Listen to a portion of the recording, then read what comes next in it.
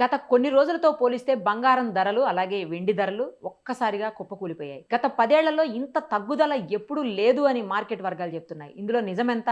అసలు ఇంకా చాలా తగ్గుతుంది అని చెబుతున్నారు. అందులో నిజమెంత? ఇవన్నీ ప్రముఖ మార్కెట్ అనలిస్ట్ ప్రశాంత్ గారిని అడిగి తెలుసుకుందాం. ప్రశాంత్ గారు నమస్తే అండి. నమస్తే నిరుపమ గారు. ఏంటండి గోల్డ్ అలాగే సిల్వర్ ఇంత దారుణంగా పతనం అవ్వటం అనేది ఈ మధ్య కాలంలో చూడలేదు అని చెప్పి అందరూ అంటా ఉన్నారు. ఇది అసలేంటి దగ్గర దగ్గర 1,00,000కి వచ్చేస్తది గోల్డ్ అయితే. తర్వాత వెండి 150 వరకు వచ్చేస్తదని చెప్తున్నారు. కరెక్టేనా? అట్లా జరిగే అవకాశం ఉందా? లేకపోతే ఇది కేవలం కొద్ది రోజులు మాత్రమే ఇలా ఉండే అవకాశం ఉందా? డెఫినెట్‌గా అండి. ఎందుకంటే ఇది మార్కెట్ రూల్ బుక్ కాదనే జరుగుతున్న ఈ ర్యాలీ గురించి అర్థం చేసుకోవడం చాలా చాలా ఇంపార్టెంట్. ఎందుకంటే ట్రెడిషనల్‌గా ఎప్పుడైనా సరే యుద్ధాలొచ్చినా గూడా, అనిశ్చితి వచ్చినా గూడా బంగారు ధర పెరుగుతుంది. ఇది బిజినెస్ బుక్‌లో ఒక గోల్డెన్ రూల్. సో, అందరూ గూడా తెలుసుకున్నదే. కాకపోతే మీరన్నట్టు గత 40 సంవత్సరాలు అంటే 1983లో ఒకసారి ఒక వారంలో 10-20% గోల్డ్ పడిన సందర్భం ఉంది. ఆ తర్వాత 40 ఏళ్ల చరిత్రలో ఒక వారంలోనే దాదాపుగా 10-15% పడిపోయింది గోల్డ్. ఇది మళ్ళొక్కసారి చూస్తున్నాం. కాబట్టి ఇది డెఫినిట్‌గా క్లోజ్‌గా అనలైజ్ చేయాల్సిన అంశము. మళ్ళీ ఇది 1,00,000 కిందకెళ్తుందా?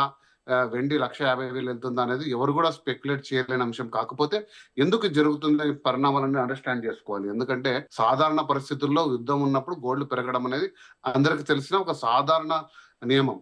కానీ అది కాదని యుద్ధం జరుగుతుంది. ప్రపంచం మొత్తం క్రైసిస్‌లో ఉంది. అనిశ్చితి వాతావరణంలో గోల్డ్ రోజు రోజుకు పడిపోతూ వస్తుంది. కాబట్టి దీని వెనక ఉన్న కారణాలన్నీ కూడా మనం నిశ్చితంగా పరిశీలించి తర్వాత అంచనా వేసే పరిస్థితి మనం డెఫినిట్‌గా వద్దాము. సో, ప్రముఖంగా 3 కారణాలు కనపడుతున్నాయండి నాకైతే.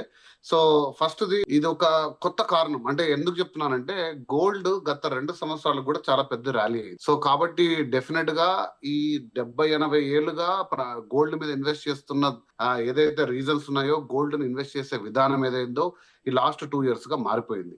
సో, అది ప్రధాన కారణం. అదేంటని నేను చెప్తానండి. గోల్డ్‌ని ఎప్పుడు కూడా ఒక ఇన్స్యూరెన్స్ అసెట్‌గా జనాలు కొనేవాళ్ళు. అంటే ఒక 10-15% పోర్ట్‌ఫోలియోలో గోల్డ్‌ని ఏదైనా కూడా క్రైసిస్ వచ్చినప్పుడు మనల్ని ఆదుకోవాలని చెప్పేసి మనం ఒక ₹100 ఇన్వెస్ట్ చేస్తే 10-15% గోల్డ్ పెట్టుకునేవాళ్ళు. అది మనమే కాదు, ఇన్‌స్టిట్యూషనల్ ఇన్వెస్టర్స్, మీరు కొనే మ్యూచువల్ ఫండ్స్ కానీ, పెద్ద పెద్ద రిస్క్ ఫ్రీ మ్యూచువల్ ఫండ్స్ కానీ, సెంట్రల్ బ్యాంక్స్ కానీ, గవర్నమెంట్స్ కానీ, ప్రముఖంగా చిన్న చిన్న దేశాలు పోలాండ్ లాంటి దేశాలు 150 టన్నులు గోల్డ్ కొనడం లాస్ట్ ఇయర్. చిన్న దేశాలు, పెద్ద దేశాలు ప్రతి ఒక్కరు కూడా గోల్డ్ కొనడం అనేది లాస్ట్ 2 ఇయర్స్ గా చూసాం. సో, ఈ విధానంలో మార్పు ఏమైందంటే గోల్డ్ అనేది ఒక ఇన్సూరెన్స్ అసెట్ నుంచి ఒక ఫైనాన్షియల్ ఇన్స్ట్రుమెంట్ గా మారిపోయింది.